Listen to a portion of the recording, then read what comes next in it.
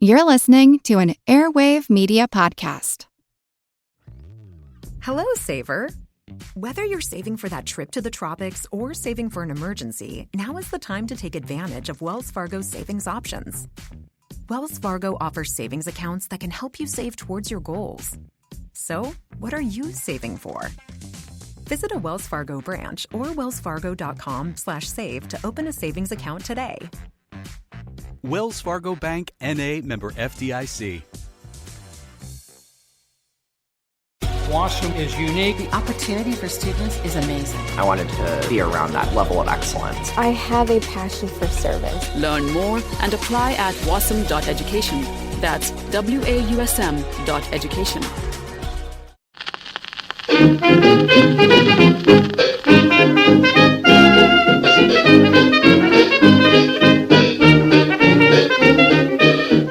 Hi, everybody, and welcome back to Who Did What Now, the history podcast that is not your history class. With me, your slightly unwell host, Katie Charlwood, spectacle addict and reader of books. And when I say spectacle addict, I mean that I am addicted to glasses and spectacles, although I do enjoy a good spectacle because history is full of them. Welcome back if you are a regular listener, and welcome if you're new here. If you hear a cat crying in the background, no you don't. Ignore her. She's in heat and is being really annoying. So, Binky hasn't made any meows or any kind of noise, for about 2 months. She's made zero sounds, and now that she's in heat, she's like, meow, meow. We thought the cat had gone mute. So, it is Women's History Month, and as such, I am working my way through all of the 6 Tudor queens. Queen consorts. Whatever. It's fine. You don't necessarily need to make that distinction here. If you want to hear the story from start to finish, you can start with Catherine of Aragon. So I've got Catherine of Aragon, Anne Boleyn, Jane Seymour. Those are already up at the minute. And we are about to go on to the next way. We are on Anne of Cleves. I am very excited about this one because Anne of Cleves is so often just referred to as the ugly one. Oh, it's not even true. It bugs me so much. So yeah, and then after this we have 2 more queens I told you I was going to get them all out before the end of the month. We're going to do it. We're going to get there. I am of the opinion that each queen deserves her own episode because I am sick and tired of it just being Catherine of Aragon gets 1 episode, Anne Boleyn gets 1 episode, and then everybody else gets shoved into the same one. And no, I don't like that. So yeah, now, you know what? Before I get into this, we're gonna do a sidebar, right? When you have a social media account of any kind, whether it's for TikTok, Twitter, Facebook, Instagram, whatever exists, whatever you use, first of all, listen to the sage weirdo. She speaks the truth. So you don't owe anybody an explanation. You don't owe anybody anything. If you make a point or you have an opinion that people disagree with, and I'm of the opinion, I kind of go both ways, you see, in more ways than one, because, half the time I won't deal with the Gober matches. They're unworthy of my time, and, I just don't deal with them, and they don't directly impact or affect me, so they're irrelevant, and I just don't bother. But sometimes, say, for example, when I made a post regarding victim blaming and misogynistic rhetoric, and somebody was like, oh, you stitched this video for clout, and it's well, no, I didn't, because the video only had 9,000 views, and it's if I wanted clout, there were easier ways for me to do it. If I really wanted clout, I would I'm going to, but if clout was what I was after, all I'd have to do is a video on the Magdalen laundries, or talk about how vicious John Paul II was. It's not a difficult thing for me to do, but the thing is, I don't want to do that. Here's the thing, I love history, and if you don't pay attention to history, you are doomed to repeat it. And all throughout history, we have people saying that, evil wins when good people stand back and do nothing. So I am going to call out people on their homophobic, racist, misogynist bullshit. Absolutely. I have a place of privilege because I look like a big bucket of mayonnaise, and I am relatively eloquent when I choose to be. I have a 3rd level education, and also I'm cute, bitches. I am actively trying to be good to myself and not put myself down. That's kind of the aim of the game here. So, what was my point? So yeah, sometimes I'll respond. And as I was, having this back and forth with this fella, I was like, no, you know what? You're not listening to me. You're not taking on board what I'm telling you. And you're deliberately attacking me to avoid the conversation that's happening. You're trying to detract and distract from the bigger picture, which is misogyny and victim blaming. And so I was like, well, you know what? Block. You owe nobody anything on your social media. You don't necessarily owe somebody an explanation. No is a full sentence, and people do not have a right to your time or your attention. You don't have to do that, especially when they're being dicks. And when you have social media, sometimes it's better to just report, delete, and block. Bye-bye, motherfucker. You're irrelevant. Like, say, for example, after the Mother Teresa video, which got, 3 million views, I started getting, death threats to my Instagram, and people were writing out these paragraphs and essays. And you can generally tell by the first sentence how it's going to go and how they're speaking.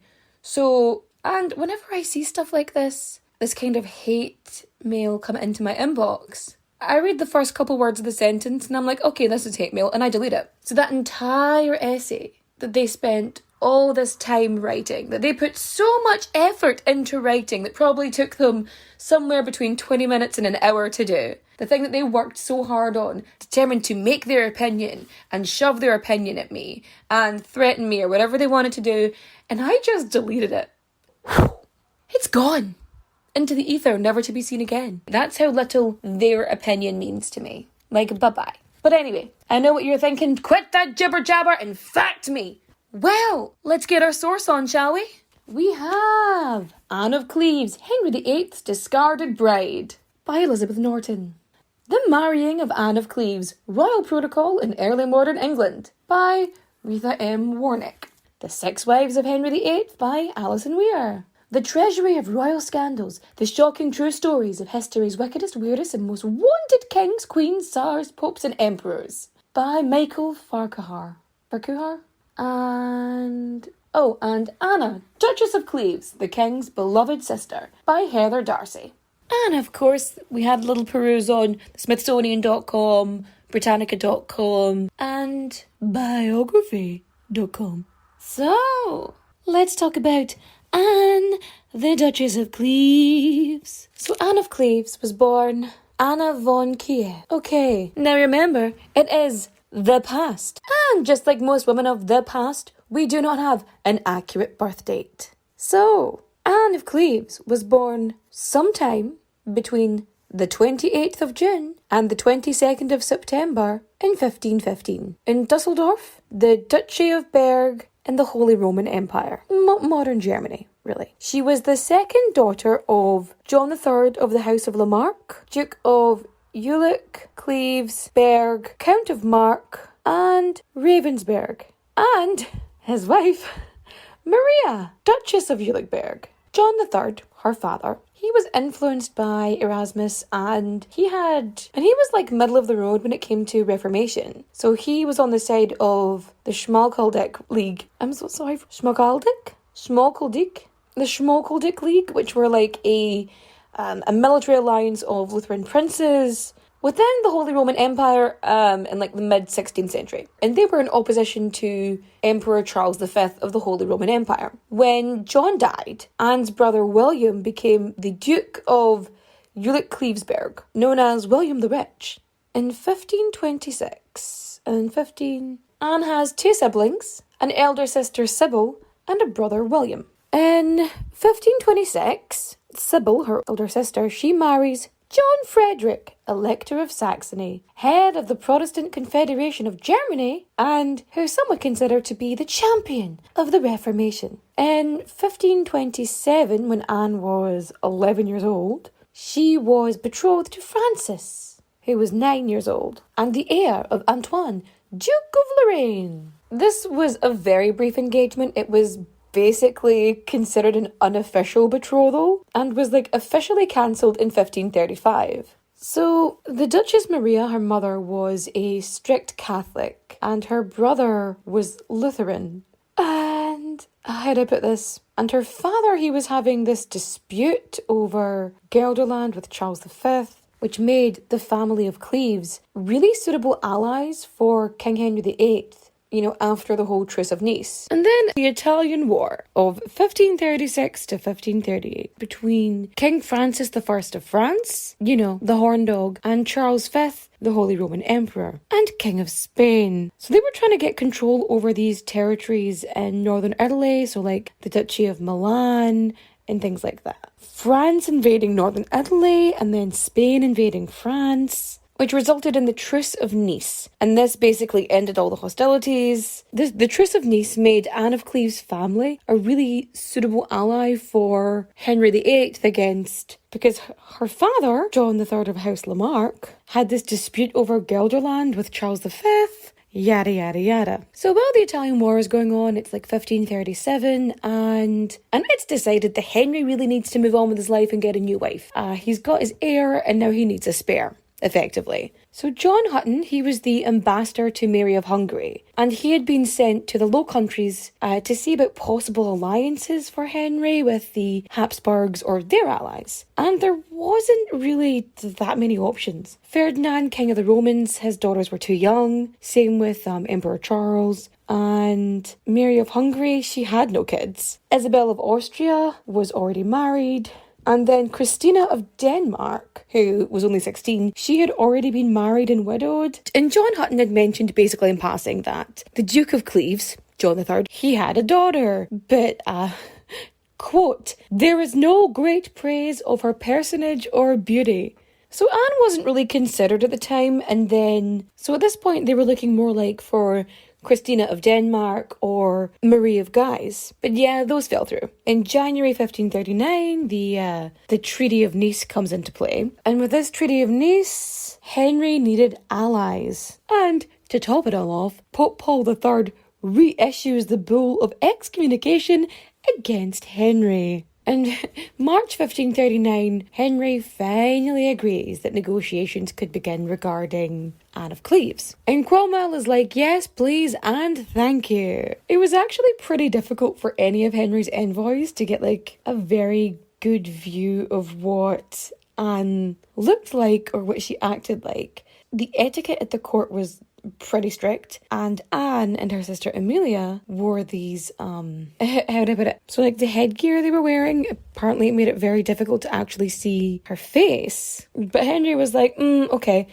send me a painter. And Hans Holbein the Younger, he pops off to Duren and paints portraits of Anne and Amelia. And because Henry was actually considering both of them. And Henry stated that he wanted the portrait to be as accurate as possible and not to flatter them. So while they're in Cleves, Holbein's getting the portrait done and some of the envoys are there. And Dr. Wotton, who's leading it, he basically says that the painter got a really good likeness of Anne. Anne's mother was like really, really strict. It was noted and commented on by the envoys. And they also mentioned that, the girls had received quite limited education, which was more to making her like a very economical, a thrifty wife for a nobleman. They never thought she was going to be, a queen. So she wasn't prepared for that. And as we've seen with Henry, he had very particular tastes. He liked intelligent women. He just didn't like them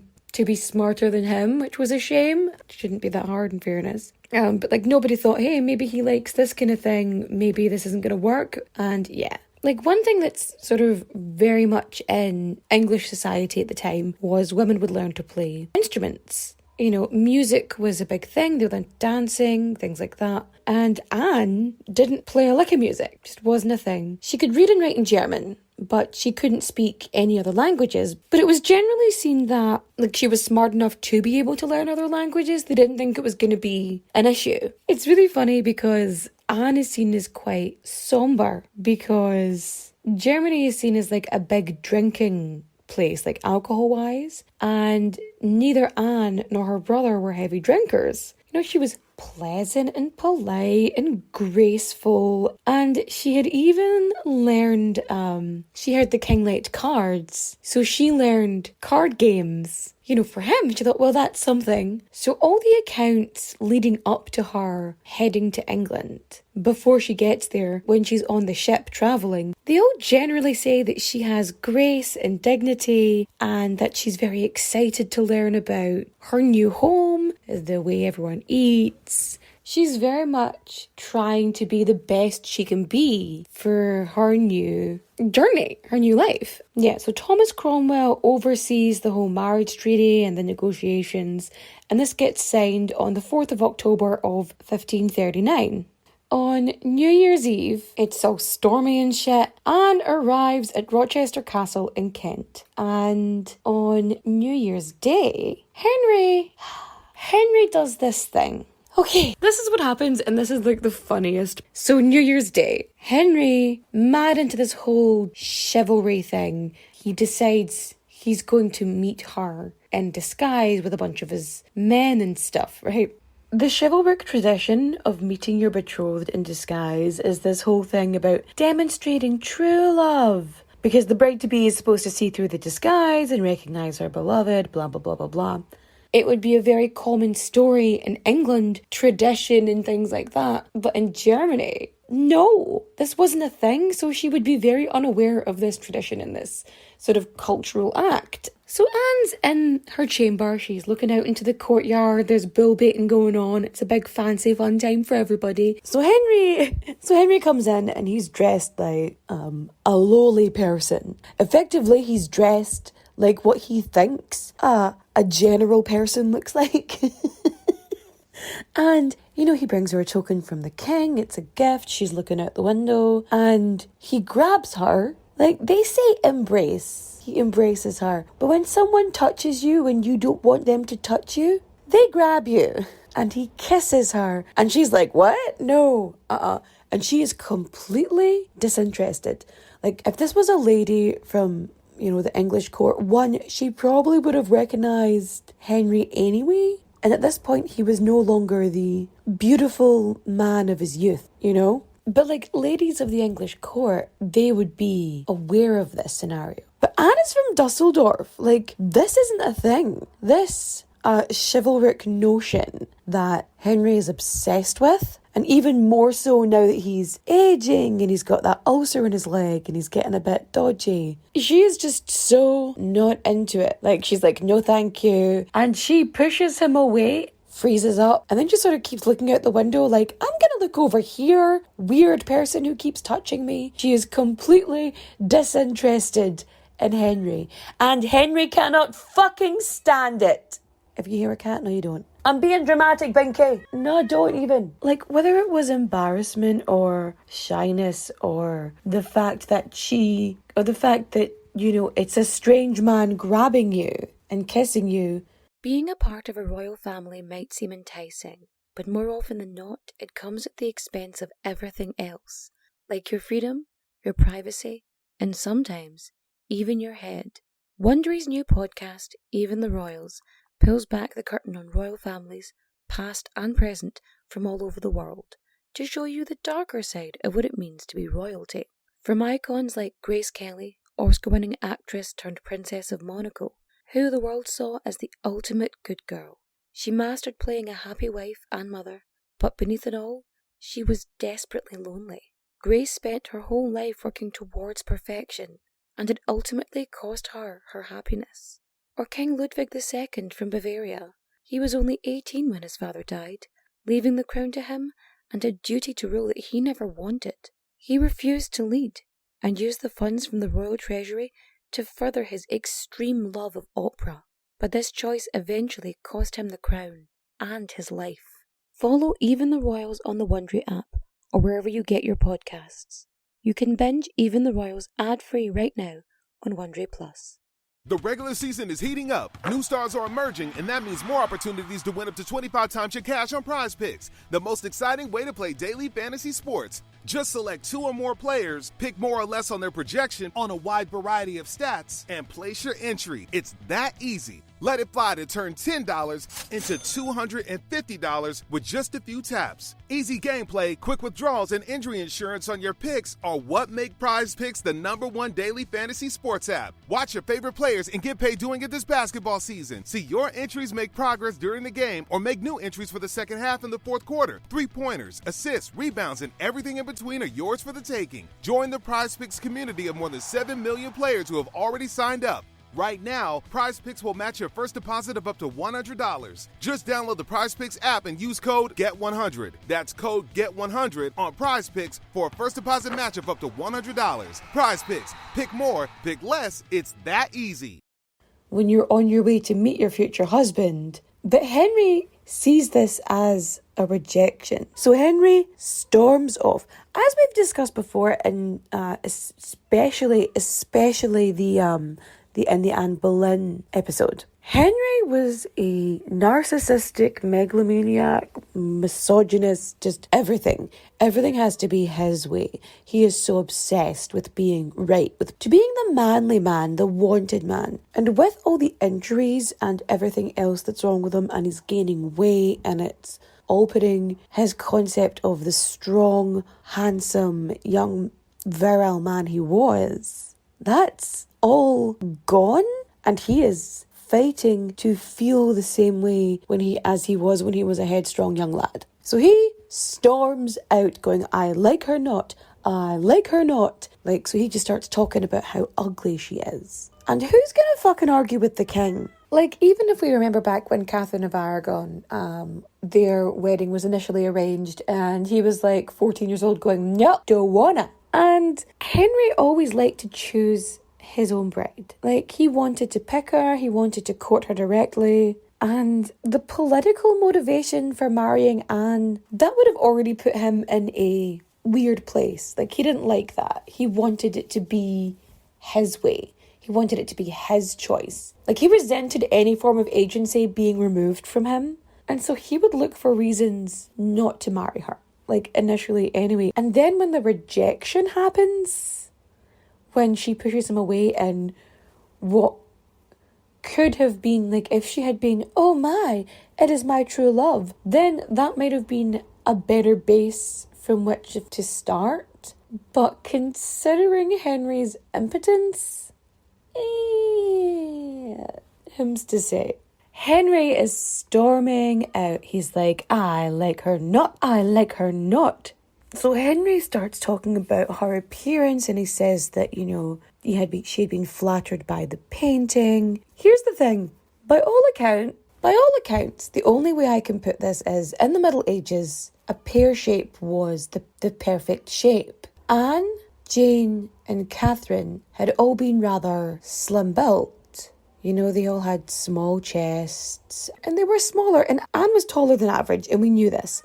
So she just didn't look like a typical Englishwoman. She was curvy, which a point I'll get to in a minute. Henry seems to be the only one that has this opinion. I don't want to fat shame Henry VIII, but Anne had more reason to complain than he did. That's all I'm saying. Henry is mad. He's trying to get Cromwell to cancel the wedding. But Thomas Cromwell's this would be a major fuck up if you did. It would be a massive diplomatic incident. England, frankly, could not afford to lose the Allies. So Cromwell receives blame for the Holbein portrait. But Henry and Anne, they don't meet officially until the 3rd of January on Blackheath outside the gates of Greenwich Park. Or there's the big grand reception going on, all fancy. He's still trying to get Cromwell to find a legal way out of the marriage. Despite King Henry's very, very vocal disapproval and misgivings regarding Anne and the marriage, they got married on the 6th of January 1540 at the Royal Palace of Placentia in Greenwich, London, by the Archbishop Thomas Cranmer.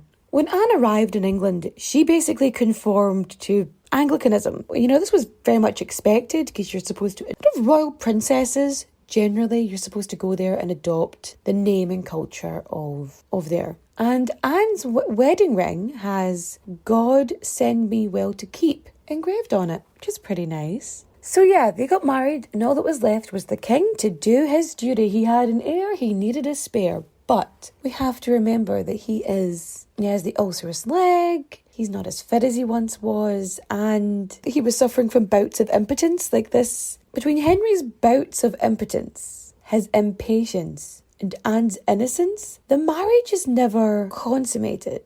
So, okay, they're in bed, and he had run his hands over her body, and he feels that her belly is soft, and her breasts are loose. And so he starts complaining like, she can't be a virgin, she's no maid. So this whole thing is he's running his hands over her body, and he is so repelled by it that he is incapable of doing anything. Because of course that's to blame and not him. So he's there complaining to Cromwell, going on about she's not fair and she's not a virgin. She has evil smells about her. Everybody smells. It's the Middle Ages. That's all I'm saying. Anyway, sure. And also, it's probably his ulcerous leg that's smelling. I'm just saying. The only time Henry has been near a woman with fuller breasts would probably be post-childbirth. The kind of woman he was with, even in his letters to Anne Boleyn, he mentions her little duckies and small breasts. And so that's what he likes. He likes a small-breasted. So yeah, so on and so forth. He's complaining that his bride was indisposed to excite and provoke any lust in him, and he could never be stirred to know her carnally. And he leaves her as good a maid as he found her. And honestly, I think this really helped her. And then on Anne's side, so Anne is praising the king as a husband, as a kind husband, having a wee chat with the Countess of Rutland, and she tells her that and this is like February 1540, and she basically tells her that when he comes to bed, he kisses her and he takes her by the hand and he says, "Good night, sweetheart." In the morning, he kisses her and says, "Farewell, darling." Like, he's always very polite to her and kind. And Lady Rutland basically says, "Girl, you gotta do more than that, otherwise there isn't going to be a Duke of York." Like, the Duke of York would be the spare. I think a sexual relationship between Anne of Cleves and Henry VIII would have put her in a situation where she would not have been looked upon favourably by Henry. But the fact that she was so innocent, and, I think that really, really helped solidify her as a non-threat. And the fact that because she was so innocent, she couldn't judge Henry, and she never spoke ill of his sexual prowess because she had no knowledge, she had no consideration, she had nothing. And so she was perfect in the way that she couldn't put him down in the ways that mattered to him the most. So Henry and Anne, they put on this good front every time they go to banquets and events. They are shown strongly side by side, but all the while in the background, Henry and his lawyers and so on and so forth, he has got them looking over the treaty and the marriage contract to try and find some kind of loophole for him to end the marriage. Even though Henry was not super keen on Anne's appearance, her quote-unquote queenly manner and dignity were always, because she had been so, I don't want to say subservient, but because she had been so willing to learn about England and find the best way to assimilate in English culture and the best way to serve the king. And she had this dignity and queenly manner. Anne is writing to her family saying that she's very happy with her husband. And yeah, they're going to tournaments and celebrations and all public events. And Anne, being raised the way she was in Germany, she didn't have the courtly refinements. She's seen as a bit of an embarrassment to the Tudor court, regardless of how eager to please she was. So yeah, she's 24 and he's 48, so he's twice her age. So Anne of Cleves is the same age as Mary Tudor, Henry's daughter. And the two of them actually strike up a friendship. And it sort of shows how likeable Anne was, because Mary's a staunch Catholic and she's not into reformers or anything like that. And Anne is also mad about Elizabeth. She loves Elizabeth. She said that to have Elizabeth as a daughter would have been a greater happiness than for her to be queen. Anne might have been eager to please, and she might have been a caring and considerate wife. And she may not have the quote-unquote sophistication required for Tudor court, but she wasn't an idiot. But she was perfectly aware that her lady-in-waiting, Catherine Howard, you know, who is definitely more petite and slimmer and more aligned with the English style of beauty at the time, which wouldn't be hard because she was still a teenager, but that's neither here nor there. Initially, Anne does complain to the ambassador for Duke of Cleves, but she kind of realises that she just has to be okay with the situation. She had to reconcile it because she was very aware of her situation and where she was. So by the 24th of June, 1540, Anne is ordered by the council to remove herself from court and fuck off to Richmond Palace. And while she's there, she finds out that her marriage to Henry had been called into question because, this is what they ran with, Henry VIII was concerned about her previous engagement to the Duke of Lorraine and had therefore refrained from consummating the union. Anne is not happy, but she's a pragmatist. She is very aware of the situation. Cromwell is in the Tower of London. He's being held. He's arrested for treason. And so he has to provide testimony regarding the marriage to support the annulment. An ecclesiastical inquiry is commissioned. And a gaggle of councillors, they arrive in Richmond in early July, to chat to Anne. Anne is so shocked, this whole whirlwind of events. Because remember, Henry does this. He's very kind and considerate, and he shows affection and he says he's on your side. And then he turns around and, being the fucking prick that he is, stabs you in the fucking back. Anne, completely shocked, faints. And when she's recovered, so once she gets up, the first thing she does is she refuses to consent to the inquiry. She's like, what the fuck? No. Fuck that for a game of soldiers. No. But then she has a little think once she's calmed down a little bit, when she's reassessed the situation, and thinks, oh shit, Catherine of Aragon, banished and spurned. Anne Boleyn, beheaded. And both of them had dealt with an assassination of character, had already been publicly rejected by the king. She then agrees to the inquiry, and the marriage is annulled on the 9th of July 1540. The annulment gets confirmed by Parliament 3 days later, and Anne writes a letter of submission to Henry, offers herself up as a humble servant, and refers to His Majesty's clean and pure living with her. So basically her compliance is rewarded. Henry grants her a Richmond Palace, Bletchingley Manor, and quite a large annual income. She gets to keep all her royal jewels, plates, her goods, and loads of stuff to furnish all her new properties. She gets this status, becoming an honorary member of the king's family, known as the king's sister. And so she would be above all the women in the land, except for his wife and his daughters. Later on, he also gives her possession of Hever Castle, which was Anne Boleyn's home.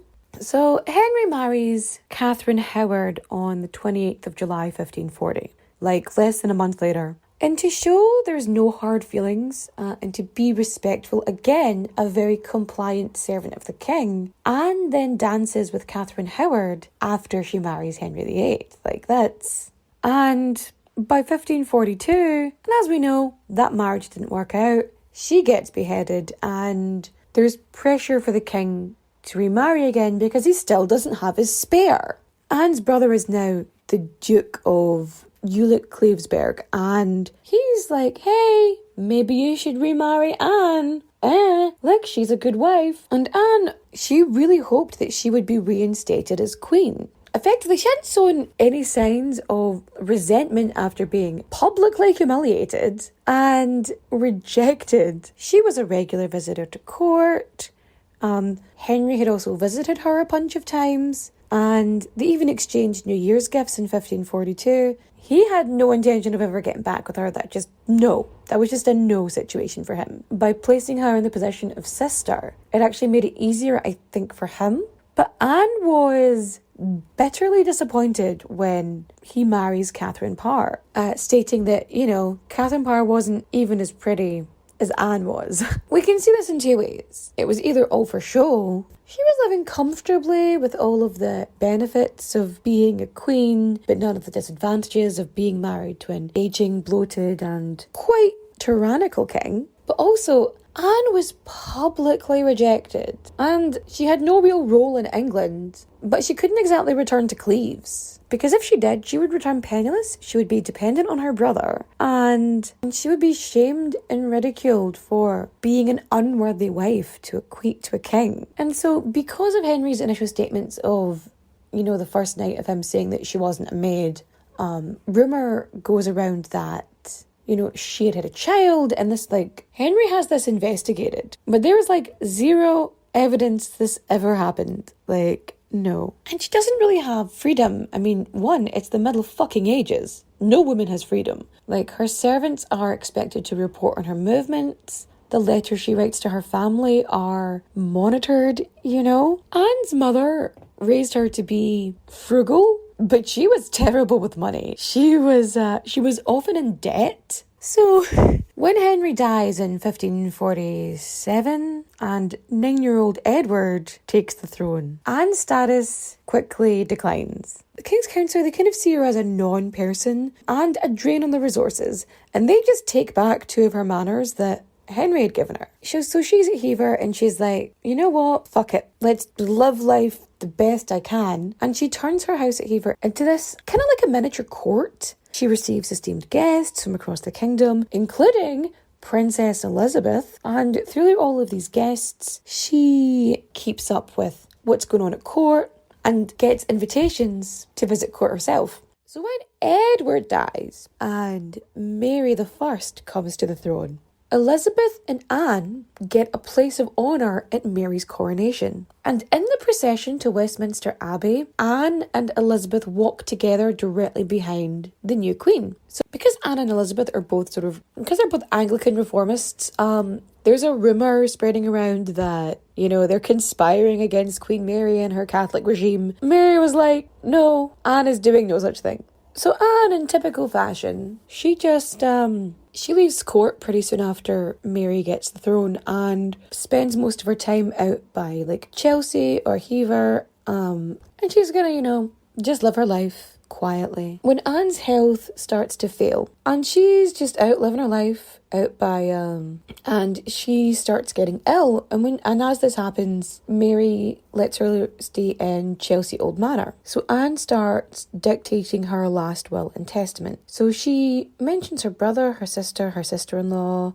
Princess Elizabeth, the Duchess of Suffolk, and the Countess of Arundel. So in her will, it names nearly all her servants individually. She left keepsakes to both of her stepdaughters and Catherine, the Dowager Duchess of Suffolk, which was a really brave move because Catherine had actually gone into exile during Mary's reign. But the reason Anne had left something for her was because Catherine was one of the first people to welcome her when she got to England. When it came to her servants, Anne had bequested that Mary and Elizabeth employ her servants in their households so they had somewhere to work. And all of her servants, they never had anything bad to say about her. She was generally loved. And on the 16th of July, 1557, at the age of 41, Anne of Cleves passed away, and she is buried in Westminster Abbey on the 3rd of August, 1557. It really shows you how sensible Anne of Cleves must have been. I mean, granted, she outlived all of the other of Henry's wives, and probably had a better ending than most of them. She managed to stay in everybody's good graces. So she had been publicly rejected by the king. She had properties taken off of her by Edward VI. She survived Mary taking the throne and instigating a Catholic regime. And apart from the initial statements regarding her looks and her beauty, apart from that small pocket of insults, nobody really had a bad thing to say about her. She was well liked. So, what did we learn today? Sometimes pragmatism is more important than principle if you want to survive. What did we learn today? Sometimes pragmatism is more important than principle if you want to survive. I'm not sure I could take such a public rejection as well as Anne did. You are not to blame for an old dude's impotence. Mail order brides are people too. That's it. No, fuck that. You know what? That's what it is. I'm sorry, but that's... Oh my goodness. Sorry, but I just like realised that those political marriages, when they get a princess from another like region or country or whatever to come over and marry a king or prince or whatever the hell it was at the time, like that's a mail order bride, ye olde style. Like what the fuck? Okay, yeah. If you like today's story, feel free to go on to Apple Podcasts and rate and review 5 stars. You don't have to say anything about the podcast. You can say, round and round the rugged rocks, the ragged rascal ran. That's our story of Anne of Cleves. But anyway, I am going to go. So, until next time, adios, au revoir, auf Wiedersehen, my friends.